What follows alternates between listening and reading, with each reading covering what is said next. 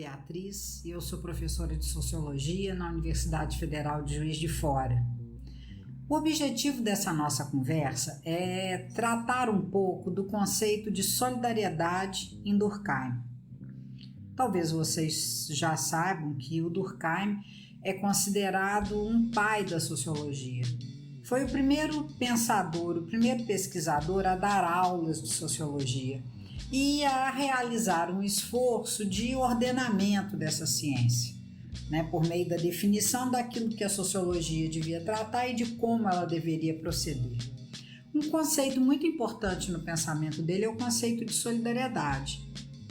Só que é interessante a gente observar que muitas vezes as palavras numa ciência, ou as palavras nas ciências de uma maneira geral, elas não são usadas muitas vezes com o mesmo significado com que elas são empregadas no nosso dia a dia.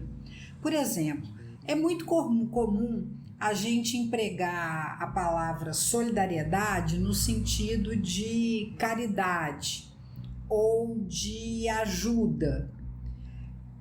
Essas noções, especialmente a noção de ajuda, ela não deixa de estar contida no sentido com que Durkheim empregava a palavra solidariedade.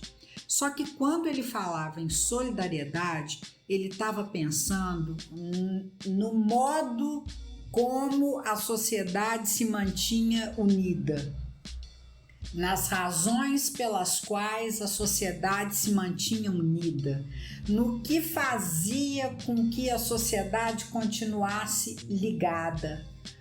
Por isso que talvez é muito fácil, para ficar mais clara essa ideia na nossa cabeça, a gente pensar na ideia de solidariedade dentro do pensamento do Durkheim quase como um sinônimo de ligação. E ele dizia que os tipos de solidariedade eram a solidariedade mecânica e a solidariedade orgânica, ou seja, uma forma de ligação mecânica e uma forma de ligação orgânica. Qual é a diferença que ele fazia entre um tipo e outro? Quando ele pensava em solidariedade mecânica, ele estava se referindo especialmente às sociedades mais tradicionais. Eu costumo dizer que uma maneira mais fácil da gente entender isso, pensando em sociedades tradicionais, é pensar na Idade Média, por exemplo. Não que viver fosse de todo fácil, viver nunca foi fácil, mas as pessoas sabiam fazer quase tudo aquilo de que elas precisavam para viver. Em geral, elas faziam suas próprias roupas, faziam sua comida, ainda que esses trabalhos fossem mais destinados a umas pessoas do que outras, mas o grau de complexidade, o grau de especialização requerido para o exercício dessas diversas atividades era pequeno comparado com aquilo que a gente passou a observar depois. Então, as pessoas naquela época, elas estavam juntas mais por tradição, por costume, porque elas concordavam mais ou menos com as mesmas ideias, tinham mais ou menos as mesmas opiniões. Nas sociedades modernas, especialmente depois do processo de industrialização muito intenso, isso mudou. Viver se tornou alguma coisa mais complexa. Eu não consigo fazer tudo de que eu preciso para poder viver. Então eu passei a depender de outras pessoas, do trabalho das outras pessoas, para que elas pudessem realizar aquilo de que eu preciso para viver. Se eu fico doente, eu procuro um médico. Para dar aulas para minha filha, eu tive que recorrer aos professores de ensino fundamental e de ensino médio e também os da universidade.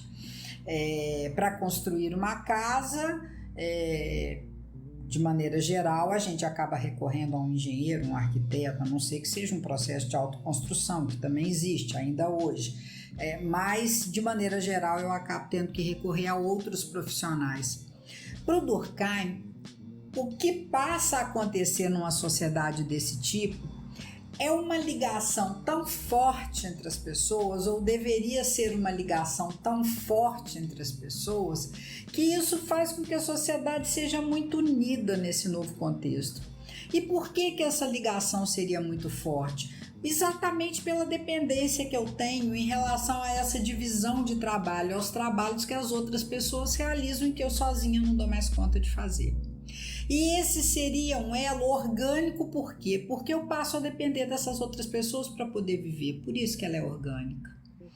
Ainda que nós tenhamos religiões diferentes, opiniões diferentes sobre muitas coisas, eventualmente valores diferentes, noções diferentes a respeito do que é certo e do que é errado. Só que essa reflexão dele, eu fico pensando, o Durkheim escolheu essas palavras para se referir a essas características das sociedades tradicionais e modernas, no final do século XIX para o início do século XX. E aí eu fico pensando como uma certa interpretação dessa noção de solidariedade serviria para nós ainda hoje. Por que eu estou falando uma certa interpretação?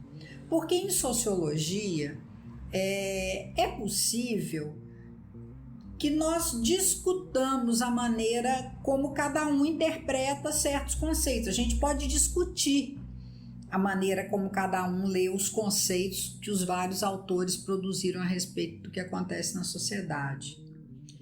E eu fico pensando que uma boa interpretação, eu diria até que uma bonita interpretação dessa noção de solidariedade e da importância do trabalho de uns para os outros na sociedade e do quanto isso poderia fazer a sociedade mais unida, essa interpretação que eu chamo de boa e bonita poderia ser aplicada, por exemplo, ao que nós estamos vivendo agora.